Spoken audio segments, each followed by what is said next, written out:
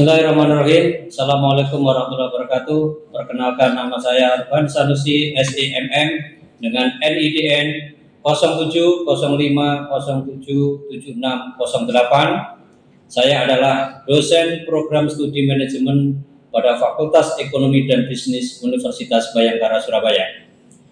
Pada kesempatan kali ini, izinkan saya menyampaikan pernyataan diri dosen dalam unjuk kinerja Tridharma Perguruan Tinggi atau PDD UKT-PT bidang pengajaran sebagai salah satu syarat untuk mengikuti sertifikasi dosen periode 1 tahun 2025. Adapun mata kuliah yang saya jabarkan merupakan salah satu mata kuliah yang saya ampu, yaitu mata kuliah perpajakan. Sedangkan metode pembelajaran yang digunakan adalah metode DIA atau Delivery, Interaction, and Assessment. Metode ini yaitu pendekatan dalam proses belajar mengajar yang menekankan pada 3 aspek utama, yaitu penyampaian materi, interaksi antara dosen dan mahasiswa, dan penilaian. Berikut adalah outline mata kuliah perpajakan yang meliputi deskripsi mata kuliah, capaian pembelajaran, sistem pembelajaran, bahan kajian, metode pembelajaran, sistem penilaian, dan rekaman video pembelajaran. Mata kuliah perpajakan ini memiliki bobot 3 SKS yang dilaksanakan pada semester 4. Mata kuliah perpajakan merupakan mata kuliah yang wajib ditempuh oleh seluruh mahasiswa pada prodi strata 1 manajemen. Adapun mata kuliah ini nantinya akan membahas 6 materi besar, yaitu taxation terkait dengan ketentuan umum dan tata cara perpajakan. Yang kedua, personal income tax atau pajak yang terkait dengan orang pribadi. Yang ketiga, ada corporate tax, pajak-pajak yang dibebankan kepada perusahaan.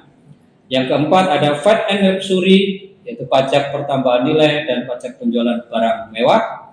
Yang kelima, ada PBB dan BPHTB. Yang terakhir terkait dengan bea materai. Capaian pembelajaran dalam mata kuliah ini, yang pertama, mahasiswa mampu mengimplementasikan dasar-dasar perpajakan dalam pengambilan keputusan yang tepat. Yang kedua, mahasiswa mampu menganalisis laporan perpajakan untuk mendeteksi kepatuhan wajib pajak. Yang ketiga, mahasiswa mampu merencanakan pajak bagi perseorangan maupun perusahaan yang efektif untuk pengelolaan keuangan. Yang keempat, mahasiswa mampu mendeteksi masalah dalam pengelolaan pajak dan memberikan solusi yang tepat. Sistem pembelajaran yang digunakan dalam mata kuliah ini, yang pertama adalah ceramah, diskusi, tugas proyek, dan refleksi, dengan model pembelajaran project based learning. Selanjutnya, kemampuan akhir tiap tahap belajar atau sub CPMK terdiri dari 1.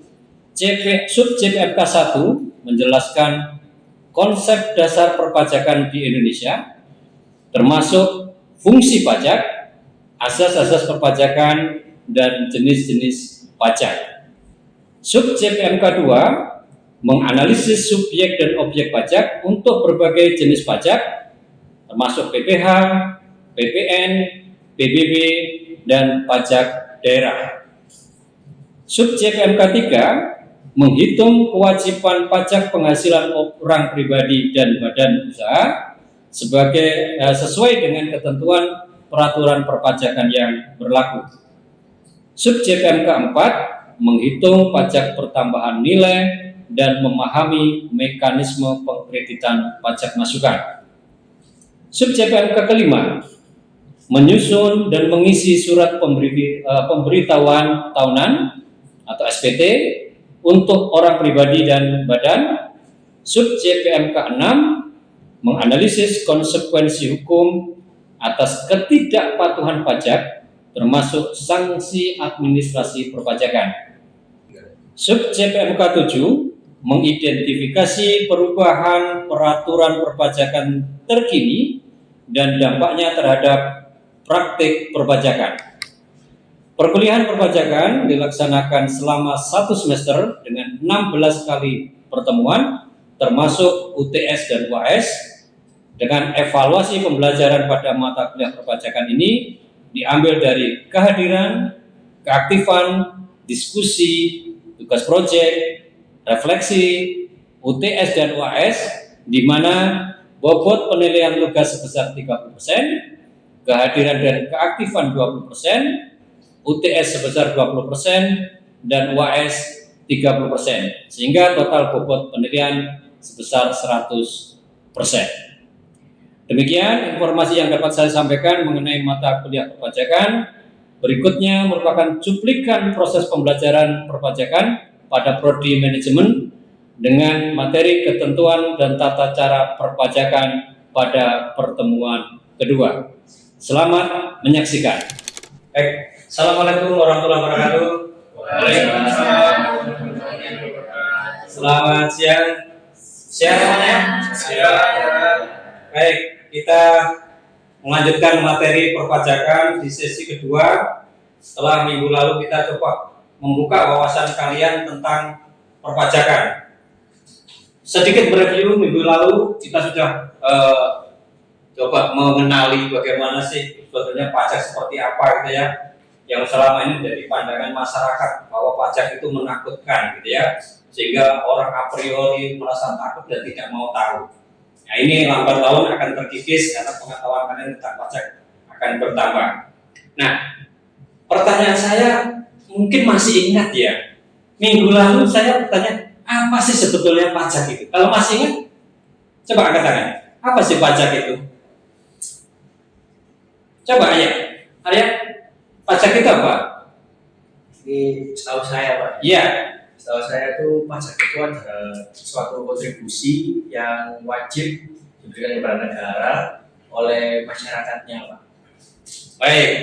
Jadi dipertegas bahwa pajak itu adalah kontribusi wajib setiap warga negara, baik orang pribadi atau badan, ya, yang tidak mendapat imbalan secara langsung, ya, bersifat memaksa untuk kepentingan pembiayaan negara. Artinya begitu ya. Artinya bahwa pajak itu memang memaksa. Ya. Yang kedua, bahwa negara ini memberikan kebebasan kepada setiap wajib pajaknya untuk menghitung, ya, melaporkan, membayar. Itu namanya apa? Namanya apa? Self assessment, betul. Ya, itu self assessment. Jadi negara ini percaya kepada kalian, ya, kepada kalian untuk menghitung sendiri, menyetor sendiri, melaporkan sendiri kewajiban perpajakannya, ya. Jadi, nah, sekarang pertanyaannya adalah apa sih wajib pajak itu? Ya, wajib pajak itu adalah orang pribadi atau badan itu adalah konteks badan hukum, ya, yang menurut ketentuan peraturan perundang-undangan perpajakan ditentukan untuk melakukan kewajiban perpajakan, termasuk pemungut pajak atau pemotong pajak tertentu. Jadi ada 3 klasifikasinya, ada orang, badan hukum, dan pemotong atau pemungut. Nah, nanti ketentuannya diatur dengan peraturan perundang-undangan. Nanti next time di chapter berikutnya kita akan bahas satu persatu, apa itu orang pribadi, apa itu badan hukum, apa itu pemotong dan pemungut pajak. Jadi wajib pajak itu semua orang, semua badan usaha, badan hukum yang ada di Indonesia yang menjalankan aktivitas di Indonesia. Nah, ini tadi self assessment, ya, self assessment, kebebasan, kewenangan yang diberikan oleh negara ini kepada wajib pajaknya. Pertama mulai daftar sendiri, ya, kemudian menghitung sendiri kewajiban pajaknya berapa nih, bayar sendiri, kemudian melaporkan sendiri. Semuanya diberikan kewenangan kepada wajib pajaknya.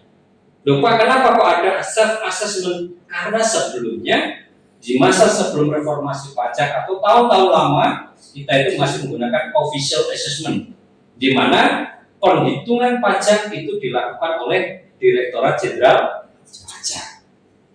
Lebih enak ya Pak? Ya sekarang tinggal kejujuran wajib pajaknya.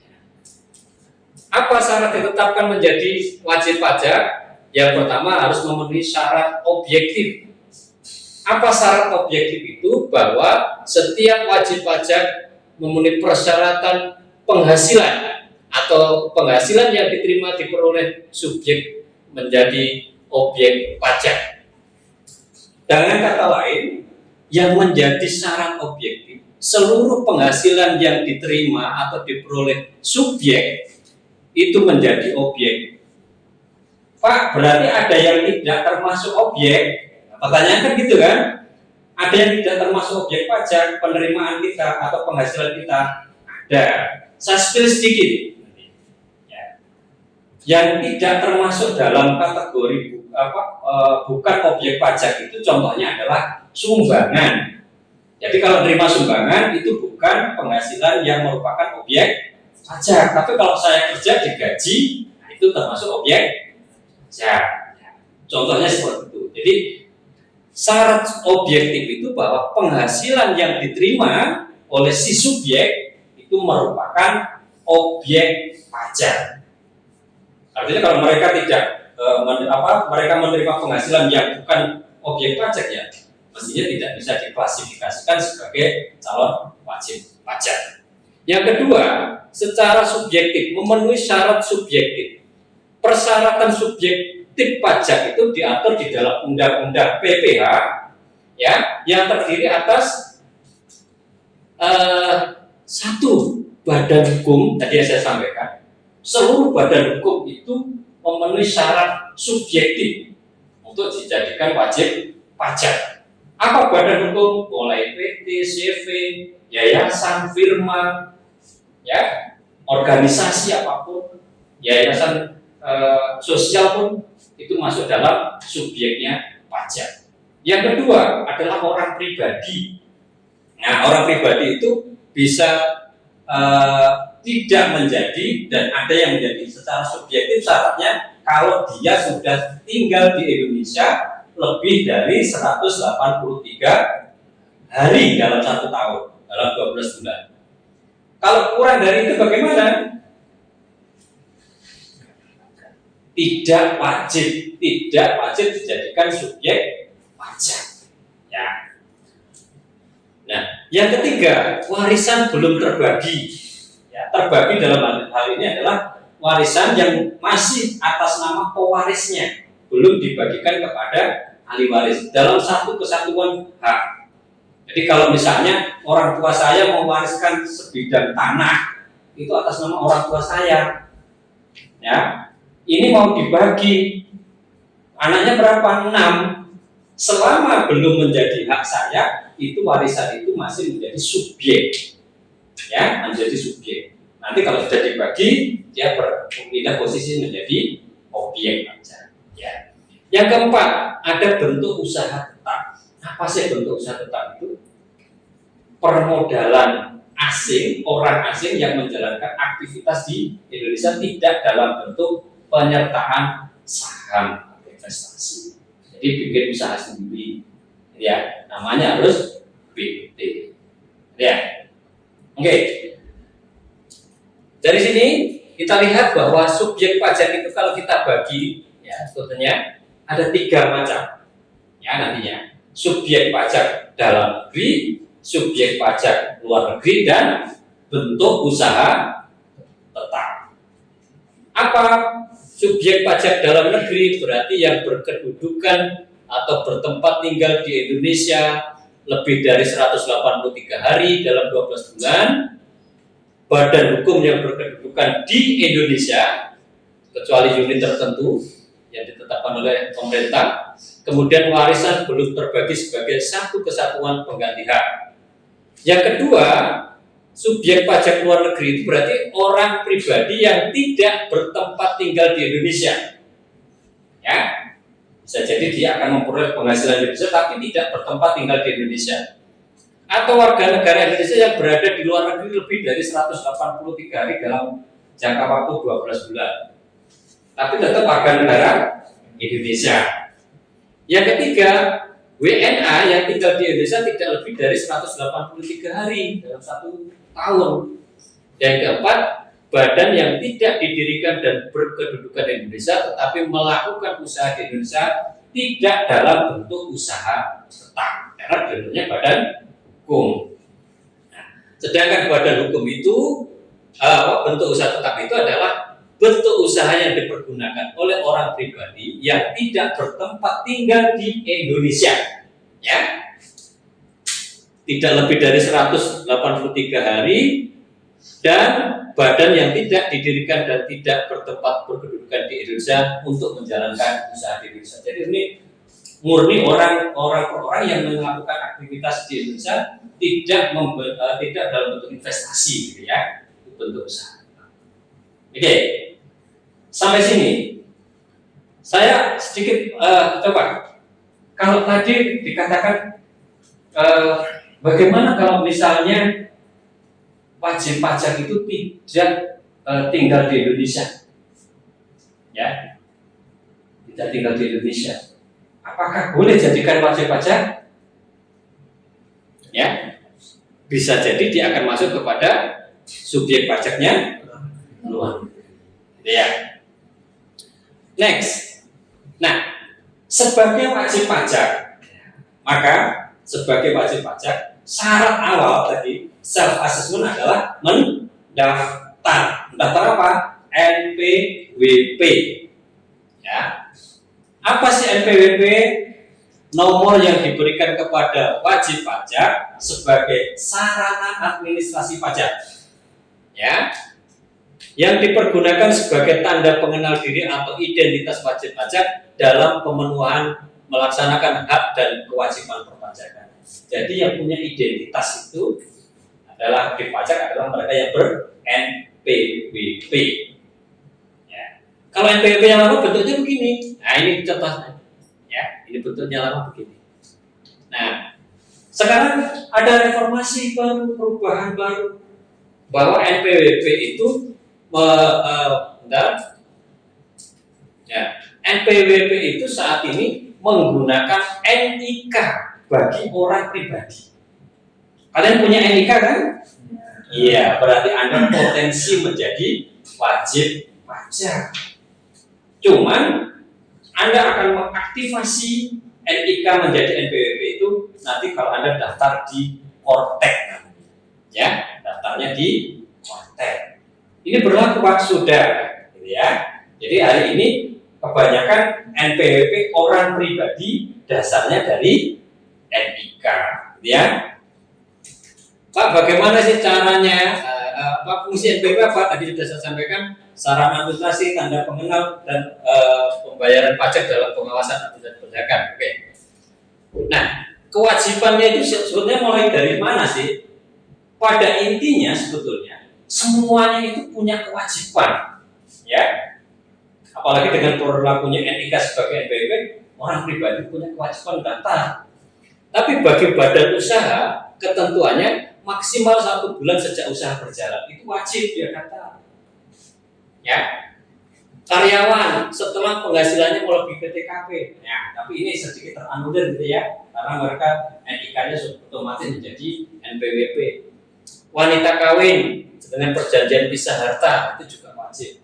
Atau orang pribadi lainnya ada kepentingan tertentu yang menyebabkan dia pengen punya NPWP. Misalnya nih, bank mensyaratkan, Pak, Bu, kalau utang di bank Anda harus punya NPWP, ya. Jadi karena keperluan tertentu dia ngurus NPWP, ya. Nah, caranya bagaimana?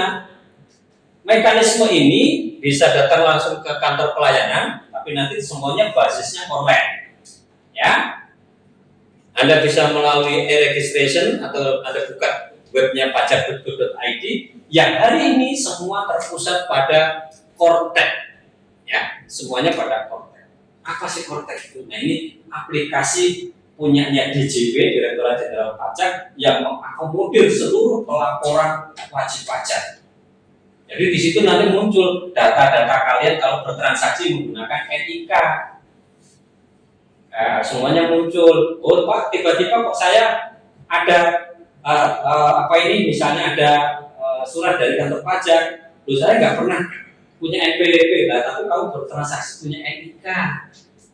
Nah NIK munculnya di mana? Di Kortek ini muncul, ya. Nanti caranya bagaimana daftarnya lewat Kortek, pengen daftar NPWP, Anda bisa buka di SIM, ya. Anda buka di SIM. Ini saya kasih linknya drive saya, ya. Di situ ada link tutorial daftar lewat Kortek. Atau Anda bisa browsing lewat pajak.go.id juga boleh.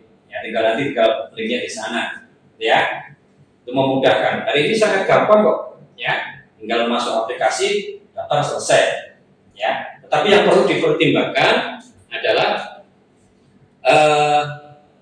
setelah punya NPWP. Nah, kalau punya NPWP kan gampang ngurusnya kan. Pokoknya saya daftar selesai. Tapi setelah punya NPWP ada hak dan kewajiban saudara yang harus dipenuhi. Apa saja kewajiban pajak itu? Ya kewajibannya yang jelas menghitung pajak yang terhutang. Loh Pak, saya bekerja sebagai karyawan. Ya nanti Anda tinggal melaporkan tanpa harus menghitung. Jadi konsepnya seperti minggu lalu saya sampaikan, pajak ini tidak harus kita bayar, tidak. Pajak itu ada kalanya kita hanya melapor apa yang sudah dipotong oleh pihak lain, gitu ya. Jadi jangan nanti a priori-nya, wah pajak itu mesti bayar. Tidak selamanya begitu. Kecuali memang ada tambahan penghasilan yang harus Anda bayarkan. Nah, apa saja jenis pajaknya? Nanti secara berjenjang kita akan bahas satu persatu, mulai dari PPh pasal 4 ayat 2, PPh pasal 21 terkait dengan penghasilan dari pekerjaan, PPh pasal 22 impor dan penyerahan pada pemungut, PPh pasal 23 terkait dengan penghasilan atas modal dan jasa. Yang kelima, angsuran PPh berupa PPh pasal 25. 26 itu adalah PPh atas wajib pajak luar negeri. Kemudian ada pajak pertambahan nilai, ada pajak penjualan barang mewah, ya. Kemudian ada nanti pelaporan SPT tahunan, kemudian ada PPh pasal 15 untuk jasa penerbangan. Skupnya cukup banyak. Maka tugas kalian tidak hanya membaca materi yang sudah saya kirimkan di SIM, tapi Anda harus juga googling, harus lancar. Itu sudah ada pajak.go.id. Kalau mau komunikatif ada di ortek.go.id juga. Ya, itu ada diskusi-diskusi pajak, aturan-aturan pajak terbaru, bagaimana mekanismenya, supaya nanti tidak ketinggalan, ya. Kalau diterangkan satu persatu, ya memang durasinya agak lama, ya. Cuman pajak ini memang butuh pemahaman, ya, memahami atas aturan-aturan yang sudah dilakukan oleh pemerintah. Ya. Kita nggak perlu argumen panjang-panjang kalau pajak itu, karena dasarnya aturan, ya, tinggal menjalankan aturan saja. Nah, begitu juga kewajiban nanti pembayaran hari ini cuma sangat mudah. Yang penting Anda rekeningnya ada duitnya, ya. Punya rekening nggak ada duitnya ya nggak kelar-kelar pembayarannya, ya. Pembayarannya bisa menggunakan EDC juga bisa, transfer juga bisa, ya. Lewat manual bagaimana Pak? Manual hari ini agak sedikit tereduksi gitu ya, jarang orang membayar manual tunai, semuanya tinggal bayar lewat banking semuanya gitu. Nah, ini beberapa yang bisa digunakan. Nah, nantinya Anda juga punya kewajiban melapor. Apa laporannya? Laporan pajak itu menggunakan mekanisme menggunakan SPT. SPT itu adalah surat pemberitahuan. Ya, ada dua macam, SPT masa dan SPT tahunan. Apa masa? Berarti pelaporan pajak yang dilakukan setiap periode 1 bulan. Bulan sekali, masanya Januari, Februari sampai dengan Desember. Ada yang tahunan yang dilaporkan 1 tahun sekali. Ya. Nah, masa itu apa saja? Ya, ada PPh 21, 22, 23. Ya, 25, ada BPN, BPNBM, pasal 15. Ya. Tahunan apa? Tahunan itu hanya untuk orang pribadi dan badan secara akumulasi dalam 1 tahun. Bagaimana caranya? Caranya ini sudah nggak dipakai lagi. DJP online itu untuk mengunduh saat ini yang masih pakai DJP online itu untuk mengunduh form, ya. Tapi pelaporan hari ini semuanya basisnya kepada Kortek. Tadi saya sampaikan. Kembali ke apa ini? Bukan kembali lagi. Ini sudah mengalami perubahan, ya. Yang tahunan sebagian masih menggunakan DJP online, yang masa saat ini sudah menggunakan Kortek. Ya, Kortek itu seperti apa? Nah, nanti kita coba buka Korteknya ya bareng-bareng. Kita pelajari, kita diskusikan. Ya. Karena apa ya? Nanti mau nggak mau kalian ini akan berhidup dengan tetangga-tetangga kalian ditanya, Mas, Mbak, Kortek itu apa? Oh, Kortek itu aplikasi untuk pelaporan pajak. Ya. Nah, karena semuanya berbasis pada online. Kita tinggal masuk ke Kortek. Ada sanksi-sanksi yang akan muncul di sana kalau memang ada penyalahgunaan terkait dengan penggunaan NPWP. Kalau Anda sudah punya usaha yang mungkin besar, akan melakukan pemungutan PPN, maka Anda harus juga daftar sebagai PKP, ya, pengusaha kena pajak. Jadi setiap ber-PKP pasti ber-NPWP, tapi tidak semua yang ber-NPWP ber-PKP. Oke, sampai di sini materinya. Mungkin ada yang mau ditanyakan?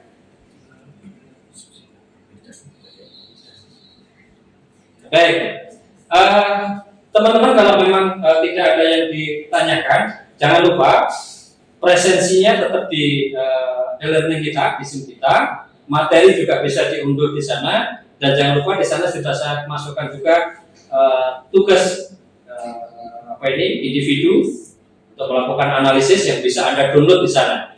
Nanti minggu depan kita diskusikan dan kita presentasikan terkait dengan materi yang kita bahas pada pertemuan kali ini. Baik, terima kasih. Kalau tidak ada pertanyaan, saya akhiri sekian. Selamat siang. Wassalamualaikum warahmatullahi wabarakatuh. Waalaikumsalam. Demikian video pembelajaran dalam mata kuliah perpajakan ini yang dapat saya sampaikan. Semoga dapat menjadi pertimbangan baik dalam penilaian sertifikasi dosen tahun 2025. Terima kasih. Saya akhiri. Wassalamualaikum warahmatullahi wabarakatuh.